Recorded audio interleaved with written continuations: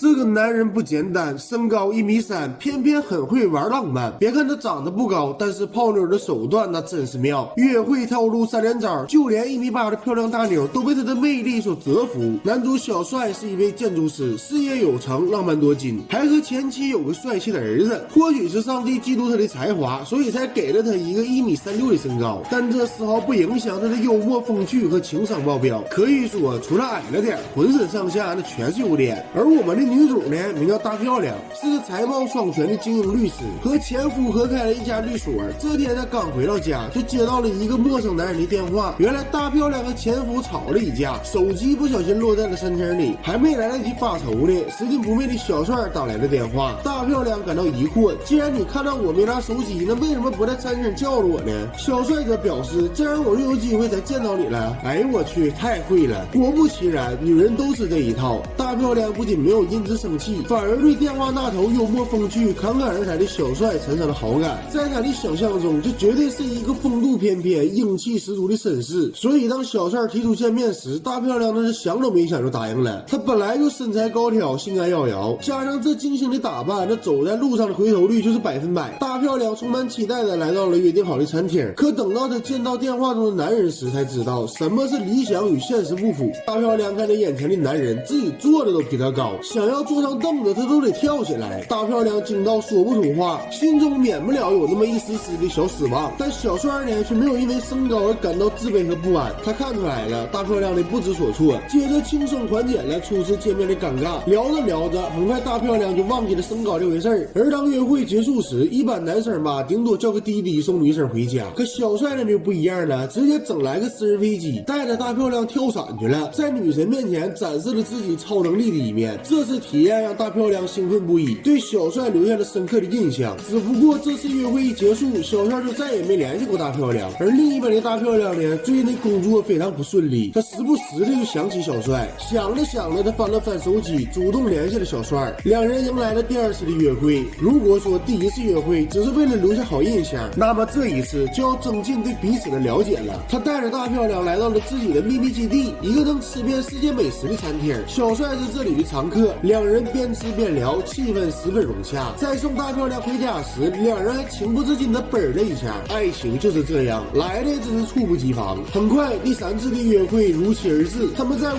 池里翩翩起舞。尽管小帅的手只能够到大漂亮的腿，但丝毫不影响现场的氛围。自此之后，大漂亮随即陷入热恋。前夫很快发现了她的不对劲儿，开始偷偷的跟着她，发现了开车来接她的小帅。由于身高的原因，小帅开车就像是无人驾驶一样，这让前夫大吃一惊。第2天就当着大家的面把他们嘲讽了一番，说两人是白雪公主和小矮人，还说小帅是癞蛤蟆想吃天鹅肉。朋友更是嘲笑小帅，说他是侏儒。大漂亮对小帅的身高本身就有一定的芥蒂，听到大家这么说，心里难免有一些不自在，但还是尽量掩盖着内心的不悦。随着两人的感情逐渐发展，很快就到了要见家长的地步。虽然身高是硬伤，但小帅幽默的谈吐把大漂亮的父母哄得那叫一个开心。这时身边的人都投来了异样的目光，大漂亮忍无可忍，上去就把几人臭骂了一顿。不过这一举动也让小帅意识到了自己身高所带来的困扰，大漂亮却坚定地认为他们的感情没问题。可是外界的压力越来越多，前夫像苍蝇一样不停在耳边嗡嗡嗡，朋友也在背地里说闲话。小帅知道后主动找到了前夫，警告他不要再纠缠大漂亮了，都是1米多的人，有什么可豪横的。